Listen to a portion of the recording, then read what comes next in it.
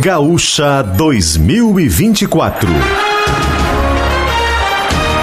As notícias da semana nos esportes olímpicos. Parceria Tramontina.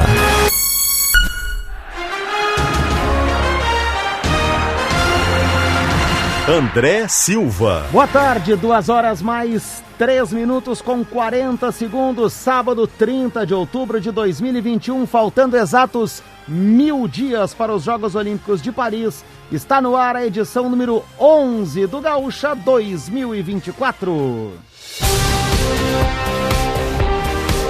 E nesse período que faltam exatos 1000 dias para a realização dos Jogos Olímpicos de Paris, o Comitê Olímpico do Brasil segue o seu planejamento, segue a sua preparação.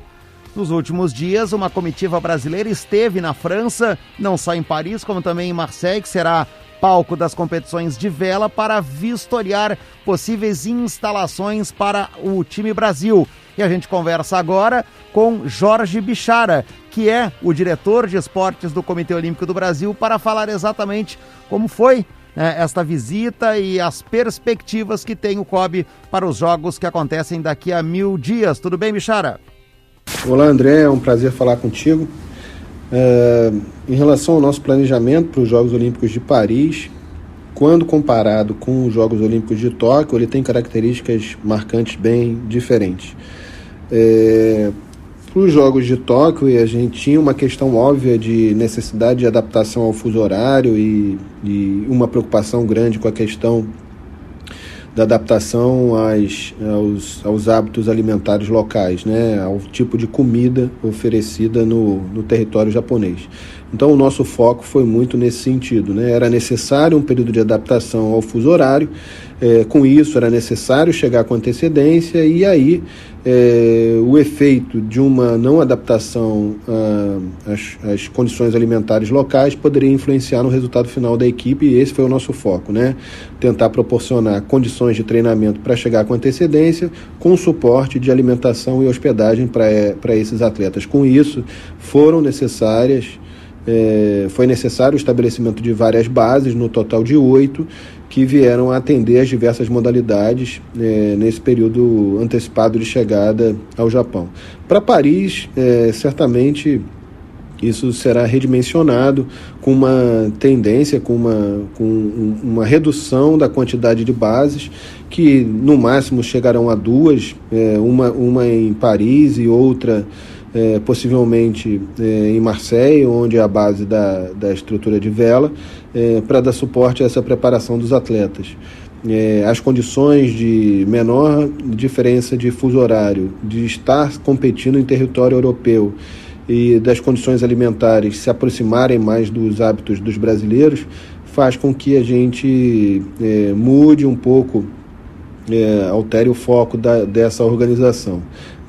Nós temos que considerar também que os custos de permanência numa cidade como Paris, num momento de grande concentração de público, que é natural numa edição olímpica e talvez acentuada por ser uma edição olímpica que vem em seguida de uma que não teve público, então ela que tem uma grande procura, os preços de estadia devem estar muito altos, né? Considerando também aumento de euro, essas coisas. Então, o nosso planejamento prevê que as equipes treinem mais distantes de Paris, distantes eu digo não dentro da cidade, em outras cidades da França ou em outros países da Europa, e se desloquem mais próximo das competições, né, para dentro da Vila Olímpica diretamente para realizar a sua participação em competição.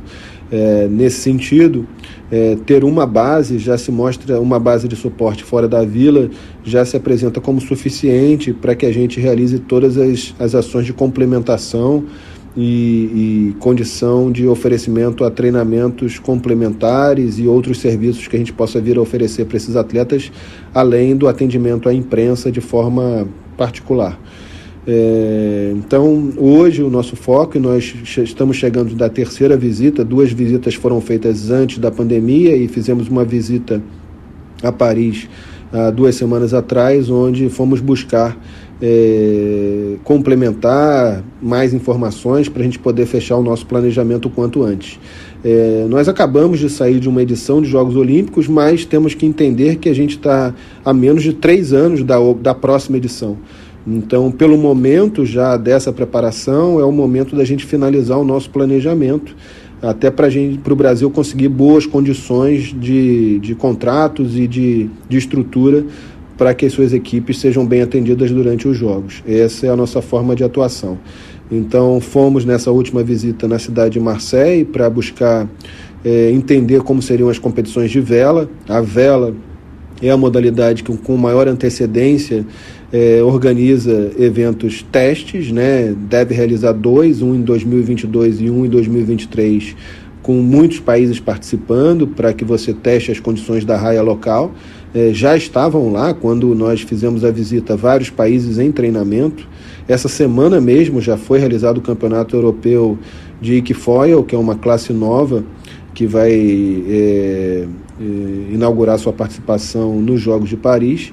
E nós fomos lá finalizar, junto com o nosso coordenador de vela, Torben Grael, a nossa estrutura para dar suporte à nossa equipe. E fomos a Paris para buscar algumas instalações, vistoriar algumas instalações que viessem a dar suporte às nossas equipes de vôlei e voleibol de praia, que são modalidades que, mesmo durante a competição olímpica, o desenrolar da competição olímpica, necessitam realizar treinamentos em paralelo, né? Então, essas modalidades receberam uma atenção especial nessa fase da preparação do Brasil. Tivemos reuniões com o comitê organizador também, para que a gente entendesse em que nível está o planejamento e também coletássemos informações para fechar o nosso plano. Foi uma reunião, visitas muito rápidas, mas que foram bastante valiosas na coleta de dados para que a gente pudesse fechar o melhor planejamento para o Brasil. Uhum. E agora, né, a gente vai ter, de 25 de novembro a 5 de dezembro, em Cali, os Jogos Pan-Americanos Júnior, a primeira edição dos Jogos Pan-Americanos Júnior. O Brasil deve mandar uma delegação aí de em torno de 350 atletas. Dentro do que planeja o COB, né, para esta competição, e ela também classifica para algumas modalidades do PAN adulto em 2023 em Santiago, como é que se insere dentro, né, desse calendário do Comitê Olímpico do Brasil esta competição, os Jogos Pan-Americanos Júnior, Bichara? Bom, os Jogos Pan-Americanos de Cali, na sua edição para a categoria Júnior, ele é de grande valor para o Comitê Olímpico e para as confederações avaliarem o estágio técnico das nossas equipes de jovens, né? Tem uma faixa de idade bem diversificada, de acordo com cada modalidade, né? Então, você tem eventos que pegam atletas de 16 anos, 15 anos e até 22, dependendo da modalidade. É um evento importante no sentido de podermos posicionar o Brasil dentro das Américas, em vários desses esportes. É um evento importante para darmos experiência a atletas jovens que iniciam um processo de renovação das equipes principais. É um evento que permite uma aproximação maior do COB junto às suas confederações e às suas equipes jovens, e que eles entendam a complexidade de um evento multiesportivo que tem características bem diferentes dos eventos que eles estão acostumados a participar, que são exclusivos das suas modalidades. Permitem também um entendimento maior por parte dos atletas, treinadores, do que é representar seu país nesse nível de evento, e ajuda certamente na preparação mental, no desenvolvimento mental desses jovens atletas, no sentido de que eles são submetidos a uma condição de pressão, que é importante, que faz parte do processo de amadurecimento desses jovens, para que no futuro venham integrar as nossas equipes principais. Valeu, Jorge Bichara, diretor de esportes do Comitê Olímpico do Brasil, conversando conosco aqui dentro do Gaúcha 2024, 2h13 da tarde. Semana passada a gente falou aqui do NBB, o Novo Basquete Brasil, que começou. As equipes gaúchas tiveram derrotas. O União Corinthians, na segunda-feira, perdeu em casa para o Minas 7-7 a 5-9. E no meio de semana, na quarta-feira perdeu para o Flamengo, 87-76. O Caxias Basquete estreou na quarta, perdendo para o Minas por 83-75. E ontem, de novo em Caxias, perdeu para o Flamengo 86-73. Agora, o União Corinthians volta à quadra na próxima segunda-feira, às 7h30 em Rio Claro, para enfrentar o Rio Claro, que também perdeu as suas 2 partidas iniciais. O Rio Claro também será adversário do Caxias, mas na quarta-feira, dia 3, às 7h30, também no interior paulista. E o NBA, a NBA, né? A gente falou do NBB, a NBA segue com grandes jogos, grandes confrontos na sua fase regular, e o Douglas Demoliner atualiza pra gente. Demoliner. Muito boa tarde, André Silva, boa tarde a todos amigos do Gaúcha 2024. Vamos falar um pouco de NBA aqui na programação da Rádio Gaúcha, porque nesta semana, André, caiu mais um invicto neste início de temporada 2021-2022 e foi a equipe do Golden State Warriors que acabou sendo derrotado em Memphis para os Grizzlies na prorrogação por 104-101. Ja Morant fez uma grande partida, uma excelente atuação e foi um dos destaques da equipe do Memphis com 30 pontos, 7 rebotes e 5 assistências em 42 minutos jogados. Destaque claro da equipe do Golden State Warriors foi o Stephen Curry com 36 pontos, 7 rebotes e 8 assistências. Golden State Warriors perdeu a primeira nesta temporada. Quem segue invicto e é o único invicto da NBA é o Utah Jazz. São 4 partidas, 4 vitórias. Os primeiros 4 adversários foram o Oklahoma City Thunder, o Sacramento Kings, o Denver Nuggets e também o Houston Rockets. O Utah Jazz coloca sua invencibilidade à prova nesta noite, às 9 horas, em duelo contra o Chicago Bulls em Utah. Quem também está se recuperando nesta temporada da NBA depois de um começo cambaleante é o Los Angeles Lakers, que conseguiu mais uma vitória, agora está 3-3 na temporada, 3 vitórias, 3 derrotas, e venceu o Cleveland Cavaliers em Cleveland por 113-101. Destaque, claro, para LeBron James, que em 38 minutos na quadra marcou 26 pontos, deu 8 assistências e também teve 3 rebotes nesse duelo contra a sua ex-equipe. Tá certo, André? Um forte abraço, a gente volta na semana que vem para falar mais sobre NBA aqui no Gaúcha 2024. Valeu, Douglas Demoliner, acompanhando a NBA. Bom, ontem começou no Arizona, nos Estados Unidos, a segunda das 3 etapas previstas da Street League Skateboarding, um dos principais eventos de toda a modalidade do Skate Street.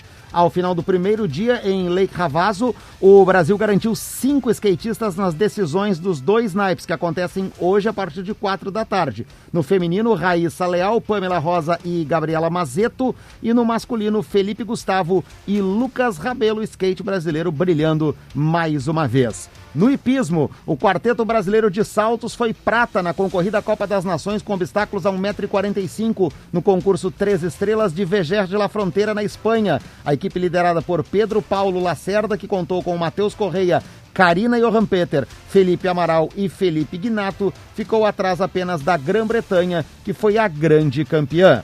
Tênis, Bia Haddad Maia está nas semifinais do WTA, que está sendo disputado na cidade de Memphis, nos Estados Unidos. Ela obteve a classificação e enfrenta hoje a britânica Harry Dart a partir de 3h30 da tarde, em busca de uma vaga na decisão. A Bia, que já está entre as 100 melhores do ranking mundial. Também no tênis, Bruno Soares venceu o duelo contra o gaúcho Marcelo Demoliner. Bruno e Jamie Murray confirmaram o favoritismo nesta manhã e venceram a semifinal de duplas do ATP 250 de São Petersburgo, na Rússia. Eles venceram Marcelo Demoliner e Marcos Daniel, da Nova Zelândia, por 7-5 e 6-3 e estão classificados para a grande decisão.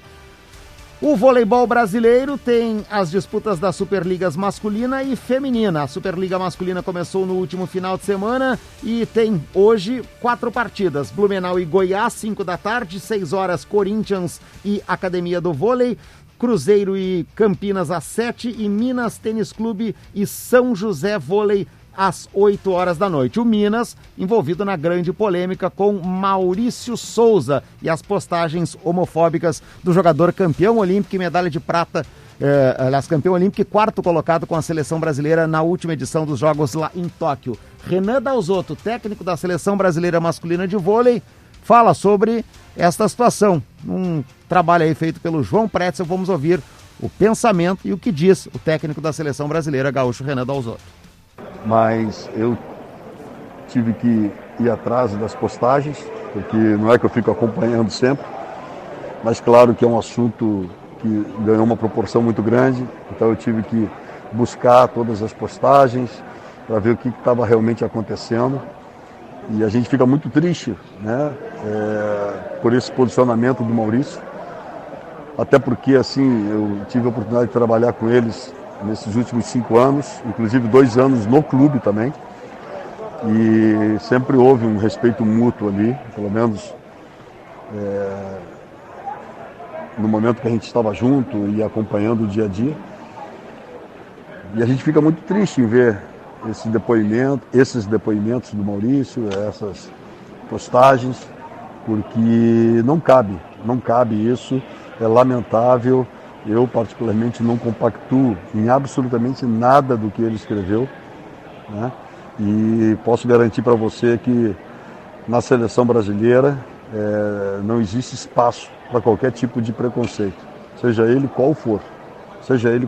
Não existe espaço para isso, nem para os jogadores e muito menos para qualquer membro de comissão técnica, qualquer profissional, né? E nos ambientes que eu convivo também. Né? Então, o voleibol sempre foi uma modalidade extremamente inclusiva e a gente fica realmente bastante chateado com tudo isso, né? Espero realmente que o Maurício aí enfim, que ele repense na vida, né, em tudo que está fazendo, porque não tem cabimento, né? Não tem cabimento, a gente realmente repudia toda e qualquer forma de preconceito, tá bom? Valeu, Renan Dalzotto, técnico da seleção brasileira masculina de vôlei. A Superliga Feminina teve ontem o complemento da primeira rodada, Praia 3, Pinheiro 0, Minas 3, Valinhos 0, Bauru 3, Sesc Rio de Janeiro 2 e 3-0 para o time de Barueri diante da equipe de Curitiba. O gaúcho Fernando Schaeffer, que foi medalhista de bronze nos Jogos Olímpicos de Tóquio, conquistou na etapa de Kazan da Rússia da Copa do Mundo de piscina curta de 25 metros, nos 200 metros nado livre, mais uma medalha de bronze na prova realizada na manhã deste sábado. O judô brasileiro comemorou o título, ou 2 títulos, com Rafaela Silva e William Lima no Campeonato Mundial Militar que acontece em Paris, na França. O Brasil ainda foi prata com Jéssica Lima na categoria 57 quilos, a mesma de Rafaela, Amanda Lima nos 48 quilos, Davi Lima nos 73 quilos e com a gaúcha Alexia Castilhos na categoria até 63 quilos. E para fechar o programa, resultados das semifinais do Brasileiro de Futebol de 5, a HFUC do Ricardinho do Nonato está na decisão do título que acontece amanhã 10 horas da manhã contra a Passe.